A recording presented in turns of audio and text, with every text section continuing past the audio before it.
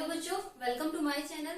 तो आज इस वीडियो में हम पढ़ेंगे ओम्स लॉ के बारे में, रेजिस्टेंस के बारे में, रेजिस्टिविटी के बारे में और किन फैक्टर पे रेजिस्टेंस और रेजिस्टिविटी डिपेंड करती है उस बारे में पढ़ेंगे। ठीक है, तो लास्ट वीडियो में हम पोटेंशियल डिफरेंस पढ़ चुके थे। पोटेंशियल डिफरेंस का हिंदी मतलब था विभवांतर। ठीक है, तो वहीं से शुरुआत करते हैं। वही कॉन्सेप्ट अगर आपको आया होगा तो ओम्स लॉ बहुत जल्दी से समझ जाओगे। दोबारा से उसे रिपीट कर लेते हैं। उसमें क्या था, हमने कुछ एग्जाम्पल लिए थे, जैसे कि मान लीजिए मेरे पास दो टैंक हैं। ठीक है, tank A and tank B. ये ए है और ये बी है। ठीक है, इसमें पानी इतना भरा हुआ है। पानी को हमने लास्ट वीडियो में, अगर आपने मेरी पिछली वीडियो देखी होगी, तो हमने पानी को कंपेयर किया था किससे? इलेक्ट्रॉन से, जब हम इलेक्ट्रिसिटी की बात करते हैं तो।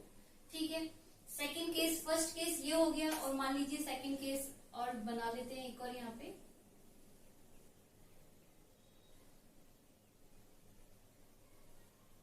इस तरह से। ठीक है, ये दो टैंक हैं, आपस में कनेक्ट कर दिया गया है इन्हें। ये इधर ए, ये बी। ठीक है, ये सेकंड केस है। इसमें पानी का लेवल जो हमें रखना है वो थोड़ा ज्यादा डिफरेंस पे रखना है। ठीक है, चलिए अब समझने वाली बात ये है कि दोनों ही केसेस में ए से बी की तरफ पानी फ्लो करेगा, क्योंकि देखिए इसका लेवल यहाँ पे है, इसका नीचे है, ये है लेवल। ठीक है, ये इनके लेवल का डिफरेंस है, इतना लेवल गैप है। इसकी बात करें तो इसका ए का लेवल ऊपर है, बी का नीचे है, और कितना गैप है देखिए, इतना। ठीक है, दोनों ही केसेस में ए से बी की तरफ पानी फ्लो करेगा। ठीक है, लेकिन अगर हम देखें कि किस केस में पानी जो है वो जल्दी फ्लो करेगा, ज्यादा फ्लो करेगा, तो वो होगा बी केस में, जहां पर लेवल का गैप ज्यादा होगा। जहां लेवल का गैप ज्यादा होगा, पानी जल्दी जल्दी से फ्लो करेगा। सेम वे अगर हम इलेक्ट्रॉन, इसे हमने किसकी तरफ माना था? पोटेंशियल डिफरेंस की तरफ। इसे हमने हाई लेवल माना था, इसे लो लेवल माना था। अगर मैंने इलेक्ट्रॉन मान लें तो ये हाई लेवल हो गया, लो लेवल हो गया। ठीक है, तो हम ये कह सकते हैं कि जहां पर पोटेंशियल डिफरेंस मतलब लेवल में जो अंतर है वो ज्यादा होगा, वहां पर इलेक्ट्रॉन बहुत ज्यादा और जल्दी से फ्लो करेंगे। इसका मतलब फ्लो ऑफ इलेक्ट्रॉन को ही, rate of flow of electron को हम क्या कह रहे थे? करंट कह रहे थे। तो इसका मतलब इस वाले केस में जो करंट फ्लो होगा वो ज्यादा होगा। ठीक है, तो इसका मतलब मैं ये कह सकती हूँ कि पोटेंशियल डिफरेंस जितना ज्यादा होगा, करंट भी उतना ज्यादा ही फ्लो करेगा। ठीक है, मतलब जो करंट फ्लो कर रहा है वो किस चीज पर डिपेंड है? पोटेंशियल डिफरेंस पर डिपेंड करता है। ठीक है, अगर मैं इसे सेल की तरह देखूं, अच्छा पोटेंशियल डिफरेंस क्रिएट कौन करता है? सेल या बैटरी। ठीक है, अगर मैं एक सर्किट की बात करूं, मान लीजिए यहाँ कोई बल्ब लगा हुआ है। ठीक है, यहाँ पे आपने बैटरी लगा दी, यहाँ कोई की लगी हुई है। अब आपके पास जो वोल्ट था, मान लीजिए हम कहेंगे कि 5 वोल्ट है। 5 वोल्ट का मतलब जो डिफरेंस है इनके टर्मिनल में, पॉजिटिव में और नेगेटिव में, 5 वोल्ट है। 5 वोल्ट का मतलब ये नेगेटिव है और ये पॉजिटिव है। हमने इसे हाई पोटेंशियल पे माना था और इसे लो पोटेंशियल पे माना था। पोटेंशियल का मतलब क्या था? यहाँ पे इलेक्ट्रॉन। ठीक है, तो इसलिए हमने इसे इलेक्ट्रॉन, नेगेटिव के पास इलेक्ट्रॉन ज्यादा होते हैं, पॉजिटिव के पास इलेक्ट्रॉन कम होते हैं। तो ये हाई पोटेंशियल पे हो गया, लो पोटेंशियल पे हो गया। इसका मतलब है जब मान लीजिए आपके पास एक ट्यूब है, वायर है कोई। ठीक है, मैं यहाँ कहती हूँ कि यहाँ पे मेरे पास, दूसरा डायग्राम बना देते हैं, एक ट्यूब है, वायर है कोई। ठीक है, मैं कहती हूँ कि इस पॉइंट पे मेरे पास ये पॉजिटिव मान लिया मैंने, ये नेगेटिव मान लिया, कनेक्ट कर दिया। नीचे वाला पोर्शन हम नहीं दिखा रहे। नेगेटिव का मतलब मैं यहाँ कहूंगी कि मेरे पास यहाँ 50 इलेक्ट्रॉन है और मेरे पास यहाँ पे 2 इलेक्ट्रॉन है। तो इसका मतलब जब तक ये बराबर नहीं हो जाते तब तक इलेक्ट्रॉन नेगेटिव से पॉजिटिव की तरफ फ्लो करेंगे। अच्छा, यहाँ 48 का गैप है तो बहुत सारे इलेक्ट्रॉन आएंगे, जल्दी जल्दी आएंगे। लेकिन अगर मैं दूसरी तरफ कहूँ कि यहाँ 5 इलेक्ट्रॉन है और यहाँ 2 इलेक्ट्रॉन है, तो मतलब 3 इलेक्ट्रॉन का सिर्फ गैप रह गया। इसका मतलब कम इलेक्ट्रॉन इधर आएंगे। ठीक है, तो इसे हम कहेंगे कि यहाँ पे जो पोटेंशियल में डिफरेंस है इन दोनों के बीच में वो कम है। कम है तो इलेक्ट्रॉन कम फ्लो करेंगे, इलेक्ट्रॉन कम फ्लो करेंगे तो इसका मतलब इलेक्ट्रिसिटी कम होगी, करंट जो जनरेट होगा वो कम होगा। दूसरी तरफ अगर मैं इसे 50 कर देती हूँ या 2 कर देती हूँ तो इनके बीच में जो पोटेंशियल का गैप है वो बहुत ज्यादा है। गैप ज्यादा होने से ज्यादा इलेक्ट्रॉन इस तरफ फ्लो करेंगे, और ज्यादा इलेक्ट्रॉन फ्लो करने का मतलब है कि करंट वहां पर ज्यादा प्रोड्यूस होगा।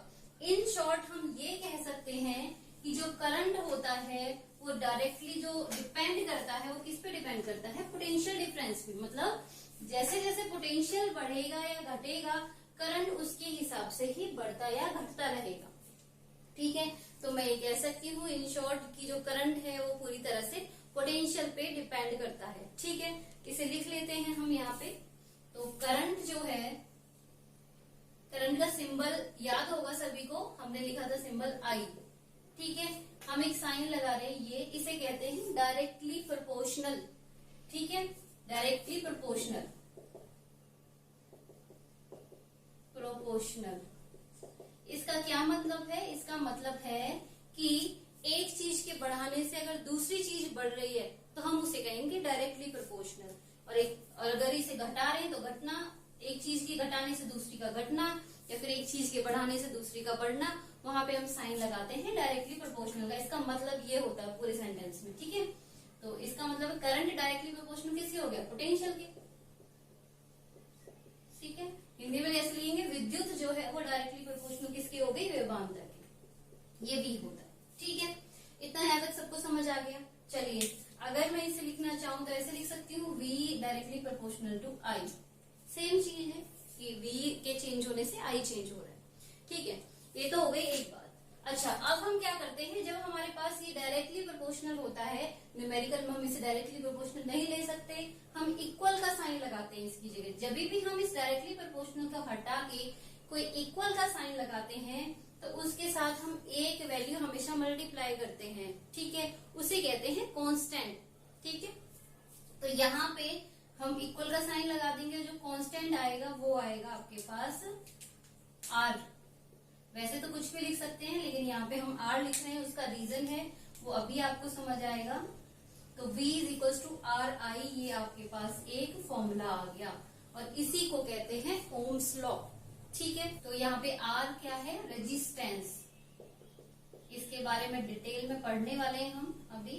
ठीक है, या हिंदी में कहते हैं इसे प्रतिरोध। ये क्या होता है, क्यों होता है, वो सारा कुछ हम अच्छे से डिस्कस करेंगे। ठीक है, ये समझ आ गया यहाँ तक। अच्छा, अगर मैं V और I का ग्राफ बनाना चाहूँ, उसका क्या मतलब है? मान लीजिए आपने यहाँ पे क्या करा, एक बल्ब ले लिया। ठीक है, या रेजिस्टेंस कुछ भी ले लिया, यहाँ पे आपने एक एमीटर लगा दिया या की लगा दी, और इधर आपने एक सेल लगा दिया। अभी हम सिर्फ एक सेल लगा रहे हैं। ठीक है, इसके अक्रॉस हमने वोल्ट मीटर लगा दिया। कैसे कनेक्ट करते हैं ये हम लास्ट वीडियो में बहुत अच्छे से डिस्कस कर चुके हैं। V और A को कैसे कनेक्ट करना है। V वोल्ट मीटर के लिए होता है, A अमीटर के लिए होता है। दोनों डिवाइस होती हैं। वोल्ट मीटर वोल्टेज को मापने के काम आता है, वोल्टेज पोटेंशियल डिफरेंस को ही कहते हैं। ठीक है, और एमीटर काम आता है आपका करंट को मेजर करने के लिए। चलिए, अब हम क्या करते हैं, मान लीजिए ये इसकी कुछ भी वैल्यू है, 2, 5, 10, 15, 20, कितने वोल्ट भी हो सकती है। ठीक है, तो हमने क्या करा, एक टेबल बना ली।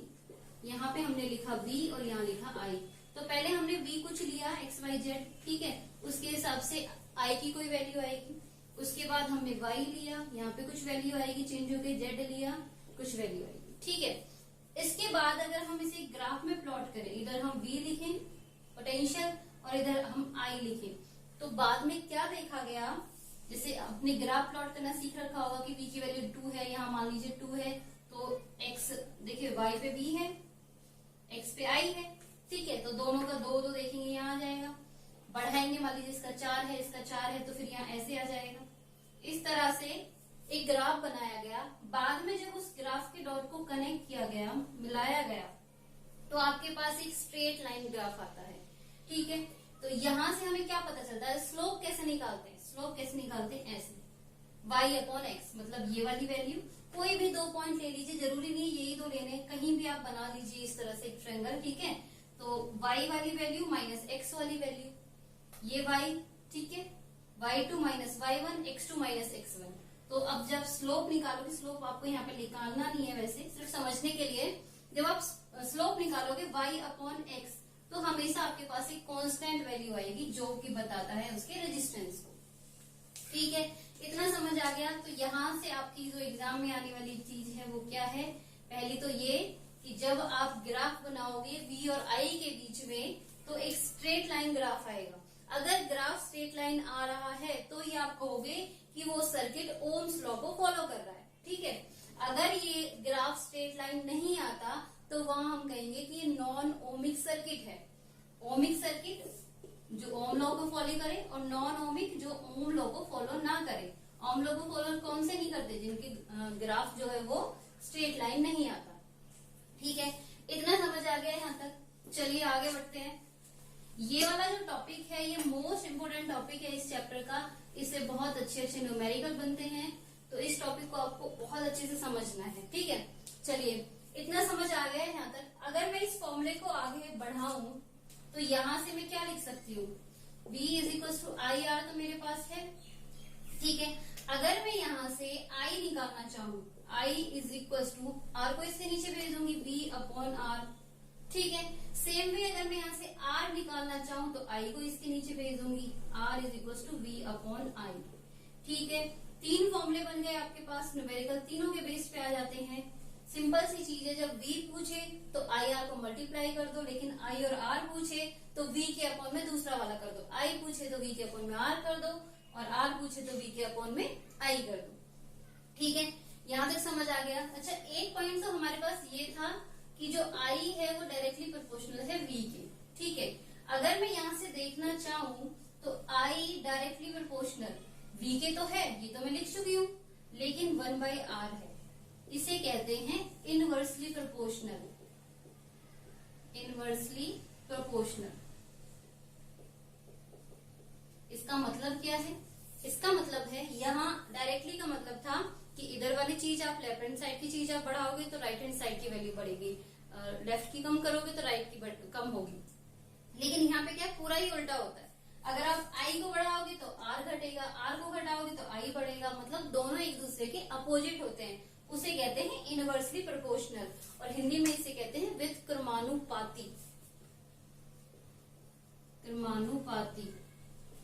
ठीक है, चलिए इतना समझ आ गया। तो हमारे पास दो पॉइंट आ गए I से रिलेटेड। एक तो I जो है वो डायरेक्टली प्रोपोर्शनल है V के, और I जो है वो इनवर्सली प्रोपोर्शनल है R के।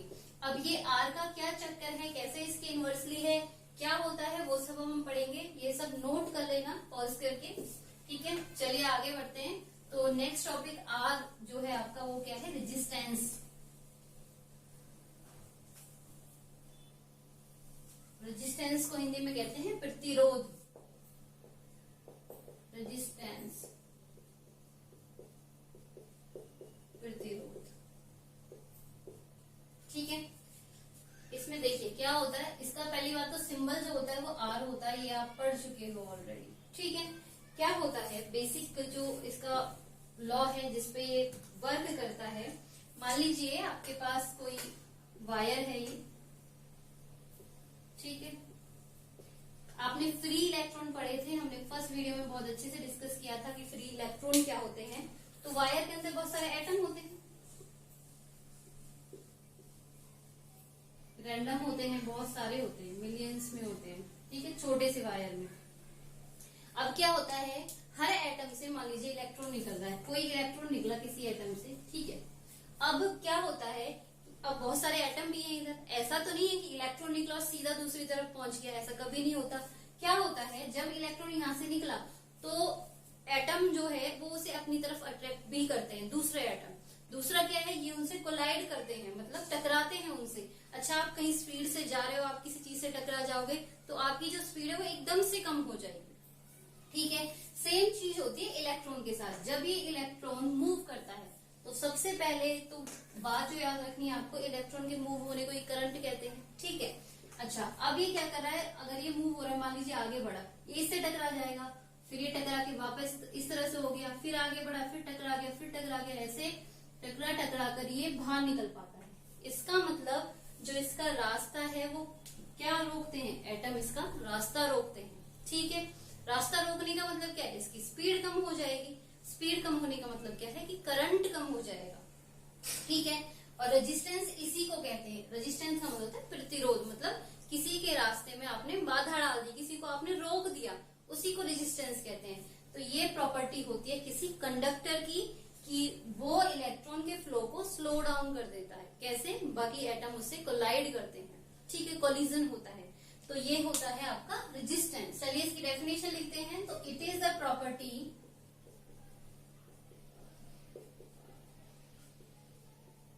Of the conductor to resist the flow of charge, मतलब चार्ज को बहने से रोकने की प्रॉपर्टी जो होती है कंडक्टर की, उसे हम कहते हैं उसका रेजिस्टेंस। ठीक है, इतना समझ आ गया डेफिनेशन वाइज। बल आर होता है, हम पहले ही पढ़ चुके हैं, और उसकी यूनिट होती है, वो होती है ओम, ओमेगा।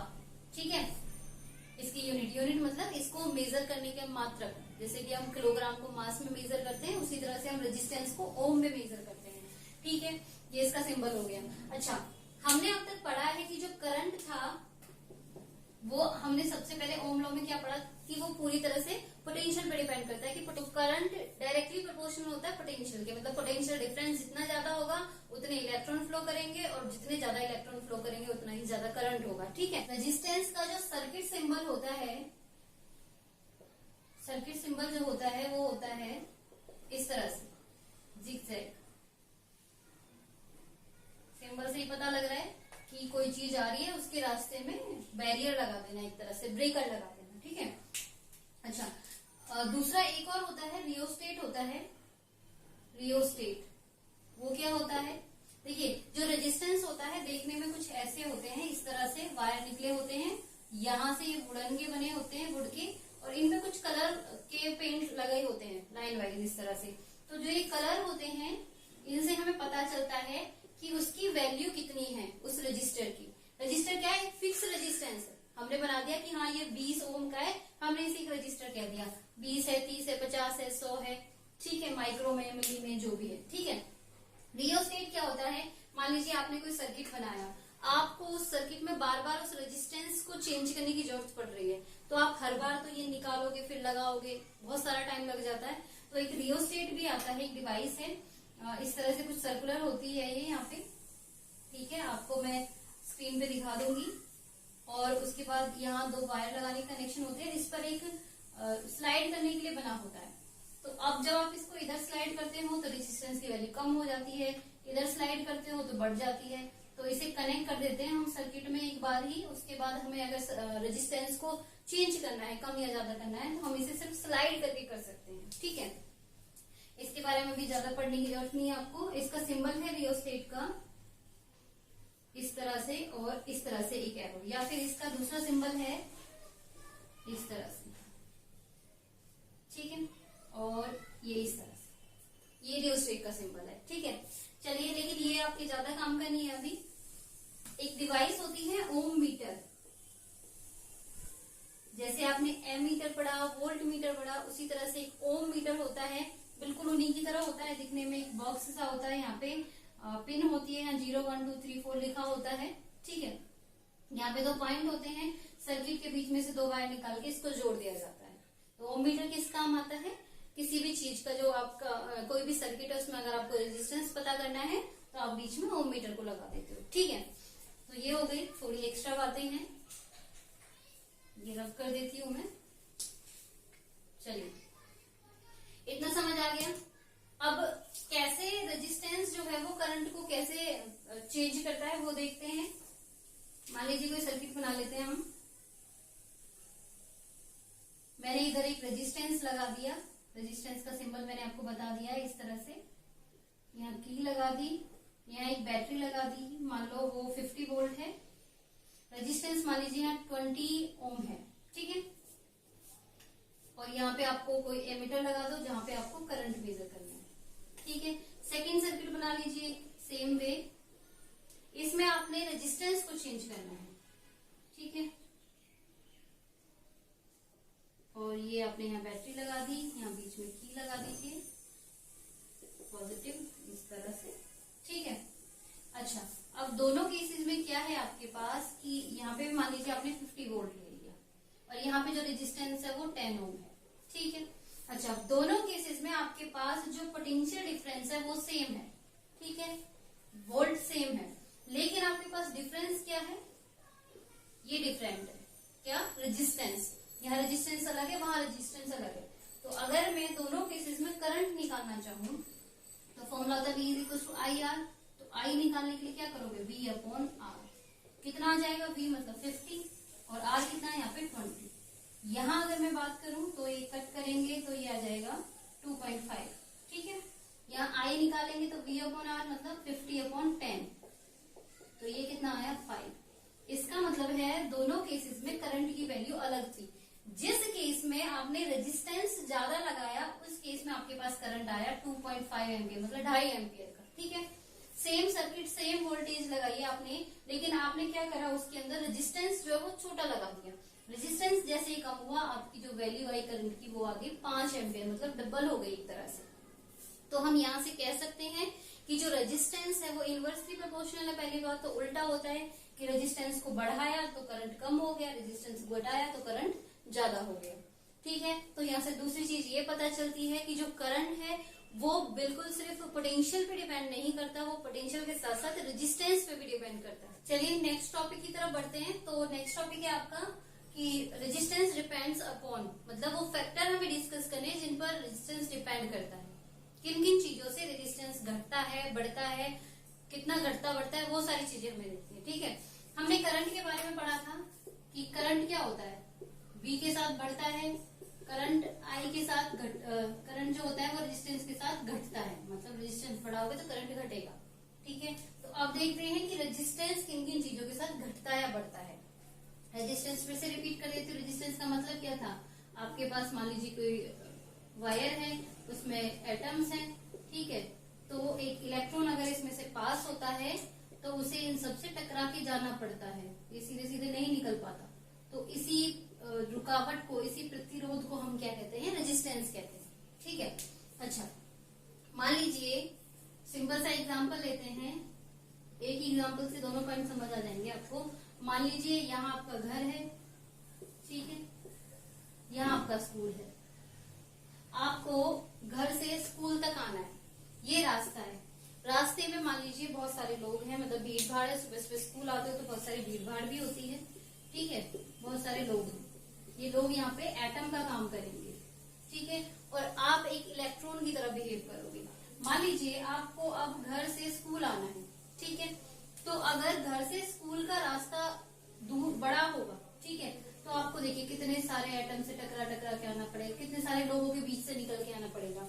अब मैं क्या करती हूँ, इस रास्ते को छोटा कर देती हूँ,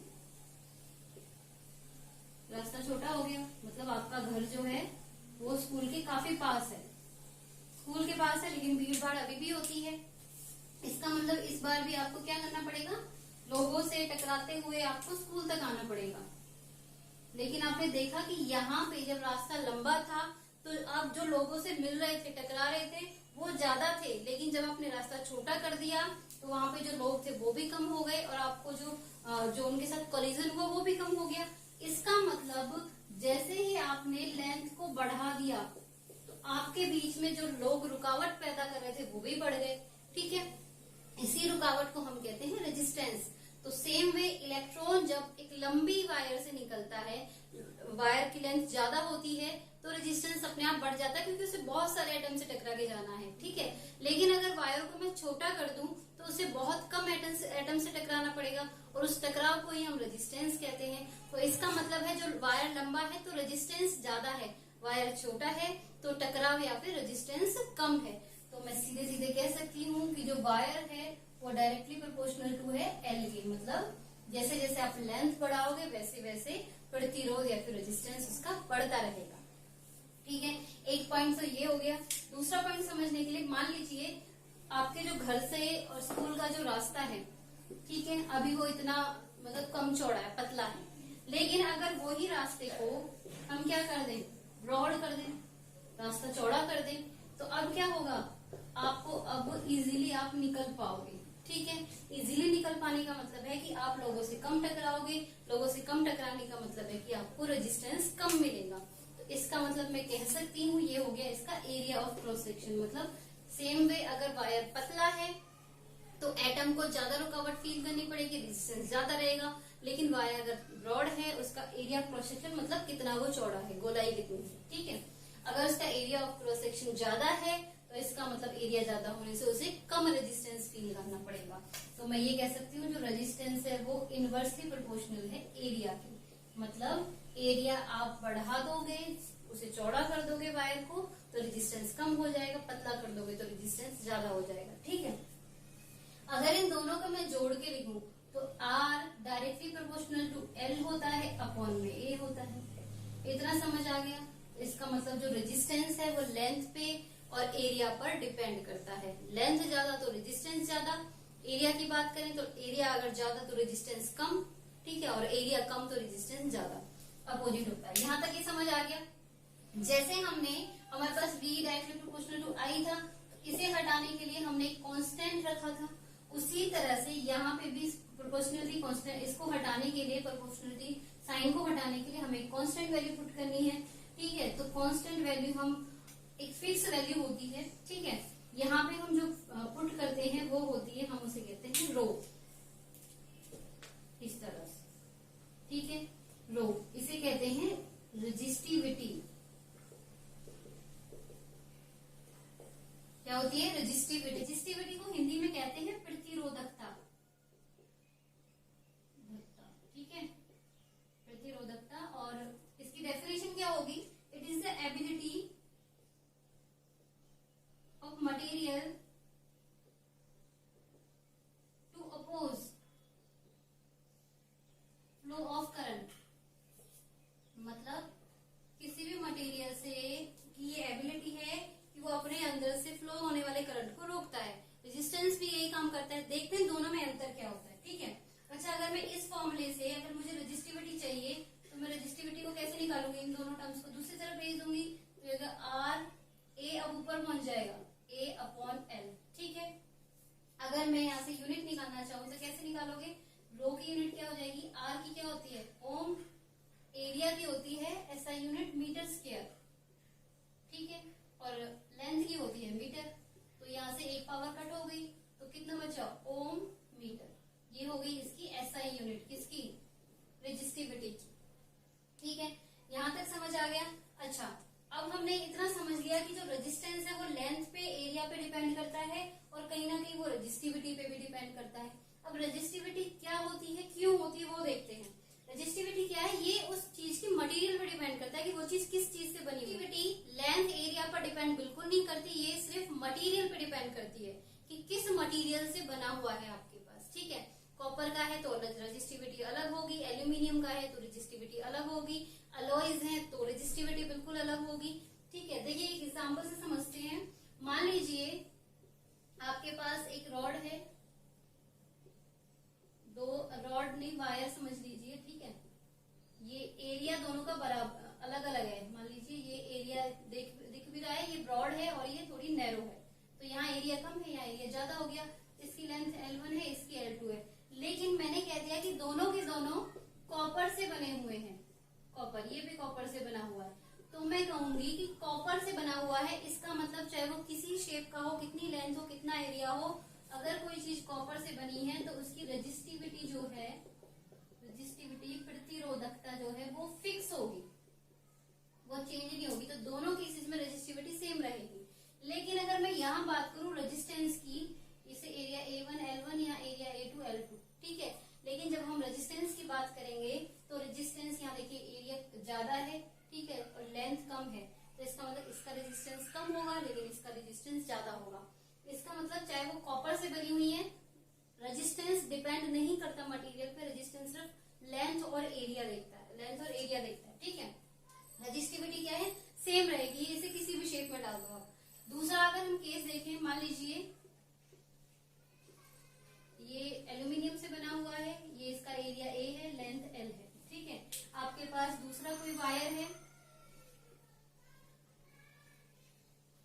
ठीक है, इसका भी एरिया A है, ये L लेंथ है, इसकी सेम है, लेकिन ये कॉपर से बना हुआ है, तो दोनों का मटेरियल अलग है, तो मैं ये कहूंगी कि दोनों की जो रजिस्टिविटी है, इसकी रो1 होगी, इसकी रो2 होगी। इसका मतलब है अगर आपने सेम मटेरियल से दो अलग अलग वायर बनाए हैं जिनका एरिया और लेंथ अलग अलग है, लेकिन फिर भी उन दोनों की रजिस्टिविटी सेम रहेगी। मतलब रजिस्टिविटी जो है वो मटेरियल की प्रॉपर्टी है कि वो किस मटेरियल से बना हुआ है, वो एरिया और लेंथ पे डिपेंड नहीं करती। लेकिन आपके पास दो वायर हैं जो कि सेम लेंथ और एरिया के हैं, लेकिन वो अलग अलग मटेरियल से बने हुए हैं, तो हम कहेंगे कि उनकी रजिस्टिविटी हमेशा अलग रहेगी। ठीक है। अच्छा, अब ये कुछ पॉइंट हो गए। अगर इनमें डिफरेंस बताना चाहें तो रेजिस्टेंस के बारे में हम बता सकते हैं कि रेजिस्टेंस जो है वो लेंथ और एरिया पे डिपेंड करता है, मतलब डायमेंशन पे डिपेंड करता है, लेकिन ये डायमेंशन पे डिपेंड नहीं करता। ठीक है, ये इनका सबसे बेसिक और मेन डिफरेंस होता है रेजिस्टेंस और रेजिस्टिविटी का। इतना समझ आ गया। आपकी बुक में एक टेबल दी हुई है, सबसे पहले कंडक्टर दिए हुए हैं, फिर अलॉयज दिए हुए हैं, फिर नॉन मेटल जो भी दिए हुए हैं। ठीक है, सबकी रेजिस्टिविटी दी हुई है। तो ज्यादातर जो सबसे पहले कंडक्टर की ऊपर वालों की दी हुई है, उनकी आगे वाली वैल्यू अगर छोड़ दें तो 10⁻⁸ इतना होता है। नीचे अगर अलॉयज की बात करें तो 10⁻�6 के करीब होता है। अगर इन दोनों को छोड़ दें तो हम कहेंगे कि रेजिस्टिविटी क्या है। अगर हम कंडक्टर की बात कर रहे हैं तो कंडक्टर की रेजिस्टिविटी कम होती है। यहाँ से देख सकते हो, पावर है, माइनस की है, माइनस में जितना ज्यादा होता है उतना कम होता है। ठीक है, तो ये छोटा है और ये बड़ी है। इसका मतलब है जो कंडक्टर की रेजिस्टिविटी है वो अलॉयज की रेजिस्टिविटी से, अगर इस पावर को हम सॉल्व करें तो लगभग 100 गुना का अंतर आता है। मतलब कंडक्टर की जो रेजिस्टिविटी है वो 100 टाइम्स कम होती है अलॉयज के मुकाबले। मतलब कंडक्टर से बहुत इजीली करंट फ्लो हो जाएगा। रेजिस्टिविटी का मतलब क्या है कि वो करंट के फ्लो को रोक रहा है। रेजिस्टिविटी कम होने का मतलब क्या है कि उसमें से करंट ज्यादा फ्लो होगा, रेजिस्टिविटी कम होगी। अगर रेजिस्टिविटी कम होगी तो इसका मतलब क्या है, उसमें से जो करंट है ज्यादा फ्लो होगा। ठीक है, रेजिस्टिविटी ज्यादा हो जाएगी मतलब वो ज्यादा अड़चन पैदा करे करंट के फ्लो होने में, तो ऑब्वियस है वहां पर जो करंट है आपका वो कम हो जाएगा। मतलब करंट और रेजिस्टिविटी एक दूसरे के बिल्कुल अपोजिट होती है, जैसे कि करंट और रेजिस्टेंस होता है। ठीक है, चलिए रेजिस्टेंस और रेजिस्टिविटी समझ आया, इसे रब कर देते हैं। ये इस चैप्टर का सबसे इम्पोर्टेंट टॉपिक है, Ohm's law, resistance, resistivity. Numerical इस पे बेस्ड आते हैं। अगर आपको इसका बेसिक थ्योरी का पार्ट समझ आ जाएगा तो आप सारे न्यूमेरिकल बहुत इजीली कर लोगे। हम एक बार पूरा समराइज कर देते हैं आज हमने क्या पढ़ा। तो सबसे पहले हमने पढ़ा था ओम्स लॉ को।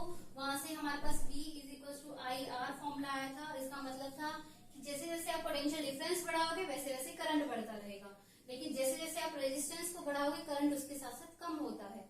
तो हम इससे कहते हैं V = I होता है। ठीक है, एक पॉइंट हमने ये पढ़ा। उसके बाद हमने रेजिस्टेंस के बारे में पढ़ा। रेजिस्टेंस क्या होता है, ये अपोज करता है करंट को फ्लो होने से, रोकता है इलेक्ट्रॉन को। ठीक है, उसके बाद हमने पढ़ा कि ये किन किन चीजों पर डिपेंड करता है, लेंथ पे और एरिया पे और उस मटेरियल की प्रॉपर्टी पे। ठीक है, अगर ये रेजिस्टिविटी पे भी डिपेंड कर रहा है तो इसका मतलब उस मटेरियल की प्रॉपर्टी पे डिपेंड करता है। ठीक है, लेंथ के साथ कैसे, लेंथ बढ़ाओगे रुकावट ज्यादा होगी तो रेजिस्टेंस ज्यादा होगा, करंट उतना ही कम फ्लो करेगा। ठीक है, दूसरा अगर एरिया बढ़ा दोगे मतलब चौड़ा कर दोगे तो वहां पे क्या, रेजिस्टेंस कम हो जाएगा, रेजिस्टेंस कम हो जाएगा तो करंट अपने आप ज्यादा फ्लो करेगा।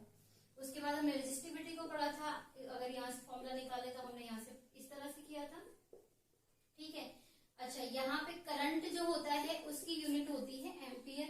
ठीक है, पोटेंशियल की होती है V होती है, रेजिस्टेंस की होती है ओम, और रेजिस्टिविटी की हमने निकाली ओम मीटर।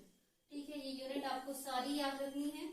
आई होप यहाँ तक सब कुछ समझ आया होगा आपको। वीडियो अच्छी लगे तो please like, share and subscribe कीजिए।